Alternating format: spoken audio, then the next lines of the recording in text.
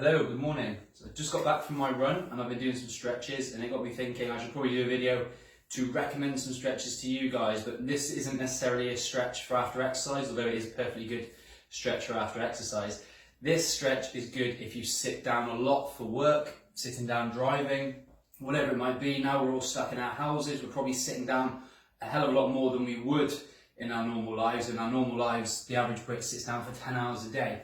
Chiropractic Association released some information which said that if you sit down for 10 hours a day, you should spend 10 minutes stretching your hip flexors.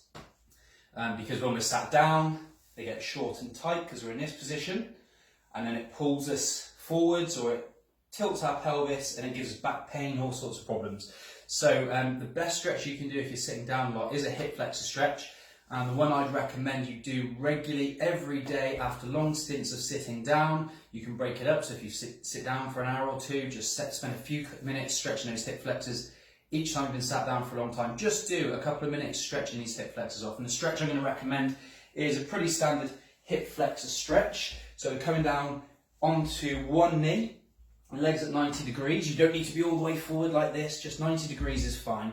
Get the upper body nice and tall, nice long spine. Take the hands to the hips and we tuck our tailbone under. So you're tilting the pelvis, tuck the tailbone under.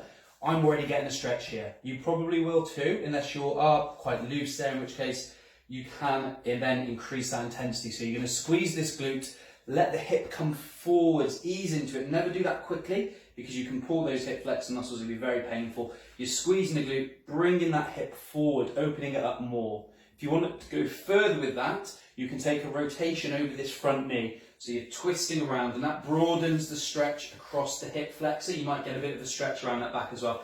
But stay nice and tall, keep squeezing the glute, bringing that hip forwards.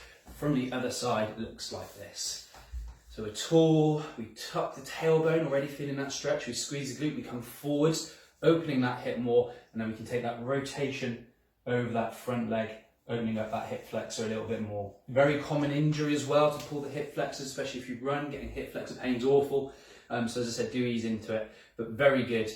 The number one stretch you should be doing if you're sitting down a lot, working from home, working in the office, working in the car. Okay, cheers.